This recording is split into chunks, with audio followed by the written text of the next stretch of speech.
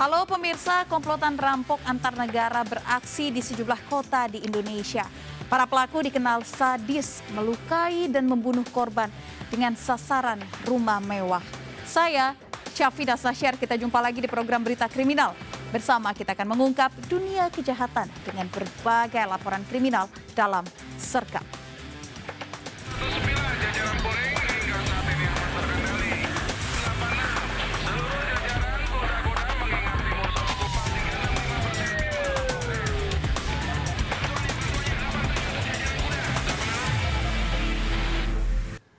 Polisi meringkus 11 pelaku tawuran di kawasan Jalan Bangka, Jakarta Selatan yang menewaskan seorang remaja.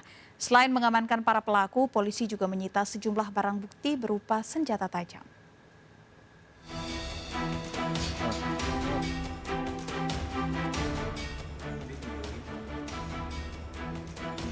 Kamera CCTV milik warga ini merekam aksi tawuran dua kelompok remaja yang terjadi di Jalan Bangka, Jakarta Selatan, Kamis dini hari lalu. Tak butuh waktu lama, 11 pelaku diamankan Satreskrim Polres Metro Jakarta Selatan di sekitar wilayah Bangka, Mampang Perapatan. Dari penyelidikan polisi diketahui tawuran terjadi usai kedua kelompok saling ejek di media sosial. Kedua kelompok pun sepakat untuk merencanakan tawuran. Akibatnya seorang remaja tewas terkena sabetan senjata tajam dalam tawuran ini. Ini diawali dari saling ejek dalam akun sosial media. Tentunya walaupun beberapa kali kejadian, kami tidak mentolerir dan tetap anggota di lapangan dalam tempo belum sampai 1 kali 24 jam. Jadi segera sesaat setelah kejadian dapat menangkap para pelakunya. Selain mengamankan para pelaku, polisi juga menyita sejumlah barang bukti, diantaranya senjata tajam, stick golf, dan handphone. Polisi masih memeriksa dua pelaku lain yang diduga mengetahui awal mula terjadinya tawuran ini. Dari Jakarta, Helmi Sangjambati melaporkan. Pemirsa, sejumlah remaja dan anak-anak nekat melempari mobil yang keluar di pintu tol Belawan, Kota Medan, Sumatera Utara. Para pelaku menggunakan batu dan kayu mengakibatkan kerusakan kendaraan. Aksi ini membuat resah pengemudi mobil.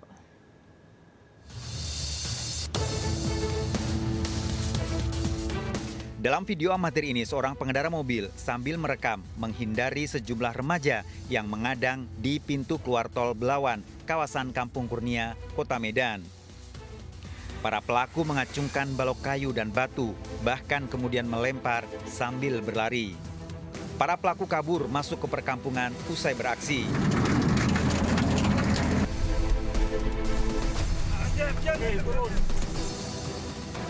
Setelah video viral, polisi memburu para pelaku yang sering menunggu mobil keluar dari pintu tol. Dua anak di bawah umur yang sebelumnya terekam melempar batu kemudian ditangkap dan dibawa ke kantor polisi.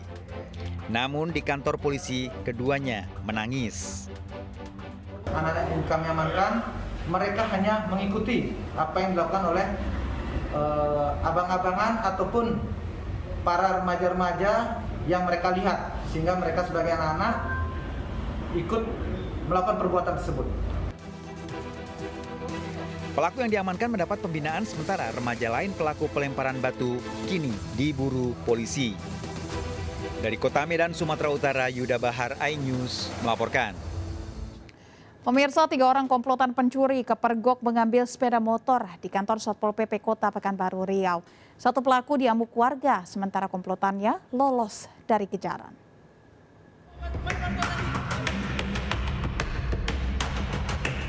Aku tahu sama dia itu. Bagaimana kamu tahu? Siapa? Mereka aku diambilnya. Aku pergoki ditinggal udah aku di sana. Hah? Di sini.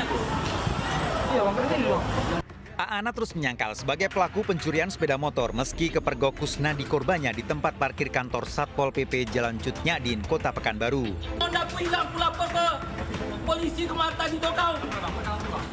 Aku kan nampak kebetulan nasib aku baik kau.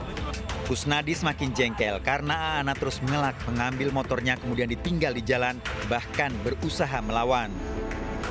Aana pun kemudian diamuk korban. Namun setelah dibawa ke kantor polisi, Aana baru mengakui sebagai pencuri motor bersama dua temannya. Kalau untuk mengambil mengambil kendaraan. Udah berapa kali? Kali ini Bang mengawani rekan saya doang. Rencananya mau dijual berapa? Saya suruh ngantar aja waktu doang. Hasil penyelidikan polisi, pria berusia 24 tahun ini mencari sasaran motor saat suasana sepi. Pelaku membawa kabur motor dengan merusak kunci. Saya melakukan aksinya ya terhadap kendaraan ya yang mungkin berada di depan rumah korban dan melihat adanya kesempatan, jadi tersangka melakukan aksinya. Tersangka terancam hukuman 5 tahun penjara dengan barang bukti, motor, dan gembok. Dari Pekanbaru Riau, Muhammad Yusuf Marpaung iNews melaporkan. Pemirsa, seorang pengurus masjid dianiaya tetangganya di gerbang kuburan Labuhan Ratu, Sumatera Utara. Korban dianiaya dengan senjata tajam usai menguburkan tetangganya.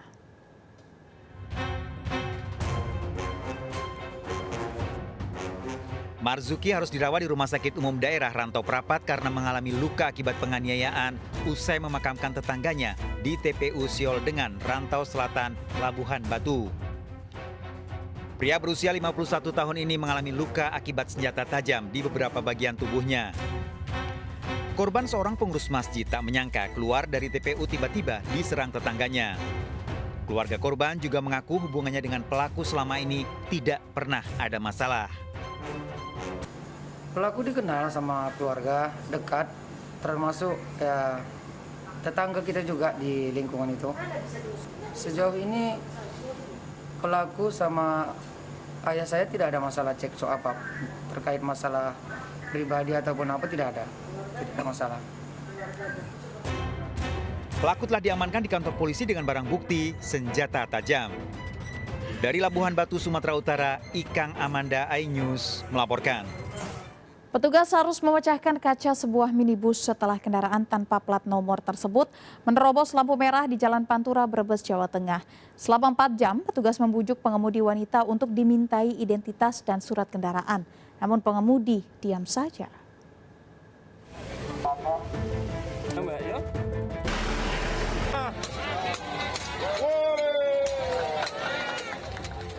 Seorang petugas harus memecahkan kaca sebuah minibus pelanggar lalu lintas di Jalan Pantura, Brebes, Jawa Tengah.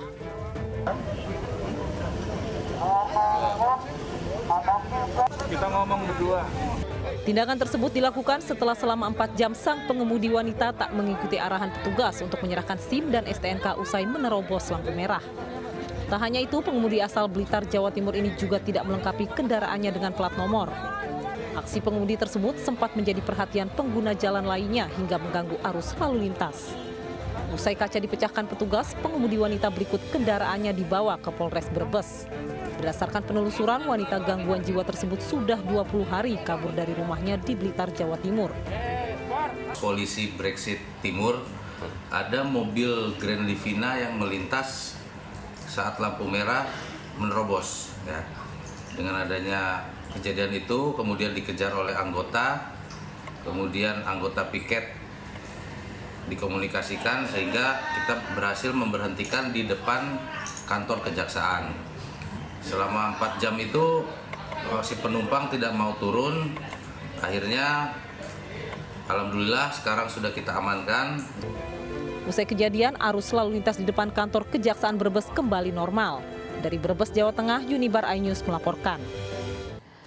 Seorang pengunjung kafe di Medan, Sumatera Utara kehilangan HP saat petugas Satpol PP melakukan razia PPKM. CCTV merekam saat oknum petugas mengambil ponsel korban.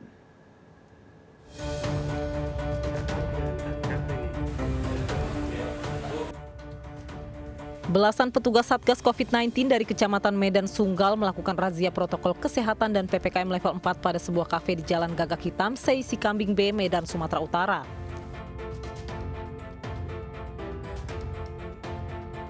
Situasi ini dimanfaatkan seorang oknum petugas Satgas COVID-19 dengan mengambil HP pengunjung yang terletak di atas meja. Untuk menutupi aksinya, pelak berpura-pura merekam suasana di dalam kafe. Kasus pencurian ini baru diketahui pengunjung kafe pada pagi hari usai para petugas Satgas Covid meninggalkan lokasi. Tahu-taunya ada yang ngambil HP di meja tamu. Yang tadinya di situ memang ada tamu di situ. Nah, awalnya juga kami nggak tahu kok bahwasannya ada kehilangan HP karena tamulah yang ngadu sendiri ke kami. Maka kami buka CCTV, barulah terbukti ada yang ngambil HP, dan itu bukan dari pihak sosial kafe ataupun hotel Grand Jamé. Itu ternyata dari apa ya, petugas Satgas ya? Satgas ya? Oknum situlah, oknum Satgas. Setelah kejadian, Lurah Sesi Kambing B datang ke lokasi minta maaf. Dari Medan, Said Ilham iNews melaporkan. Tak terima divonis 3 tahun penjara, seorang terdakwa Yunus Wahyudi menyerang majelis hakim di Pengadilan Negeri Banyuwangi, Jawa Timur. Sambil terus berteriak, petugas yang berjaga di ruang sidang segera mengevakuasi pria tersebut.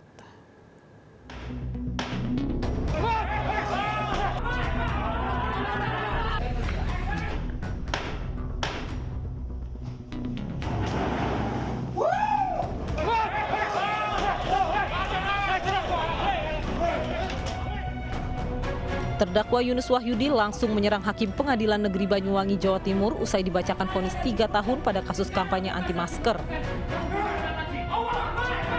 Petugas yang berjaga segera mengamankan pria tersebut dan mengevakuasi Hakim Kamo Zaruwaruwu keluar ruang sidang. Kejadian ini membuat ruang sidang ricuh. Selama proses evakuasi terdakwa Yunus Wahyudi, pria ini terus meracau. Meski vonis 3 tahun penjara tersebut lebih ringan 1 tahun dari tuntutan jaksa penuntut umum, namun pihak pengacara terdakwa akan menentukan langkah hukum selanjutnya setelah berkonsultasi dengan keluarga. Kami selaku tim kuasa hukum Yunus akan upaya hukum yaitu banding. Akan tetapi kami menunggu penjelasan dari keluarga apakah dengan putusan 3 tahun itu saudara Yunus atau keluarga Yunus menerima atau tidak. Terdakwa anti masker ini sebelumnya menjalani tahanan kota setelah terpapar COVID-19 dan menjalani perawatan. Dari Banyuwangi, Jawa Timur, Eris Utomo melaporkan. Polisi bekuk komplotan pelaku perampokan sadis spesialis rumah mewah yang paling dicari. Para pelaku beraksi lintas negara, sempat menyekap dan mengancam akan membunuh korbannya.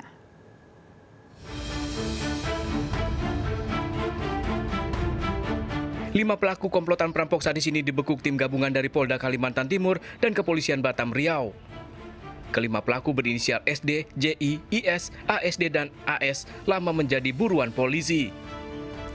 Pelaku dalam setiap aksinya selalu mengincar rumah mewah di sejumlah wilayah di Indonesia dan Malaysia.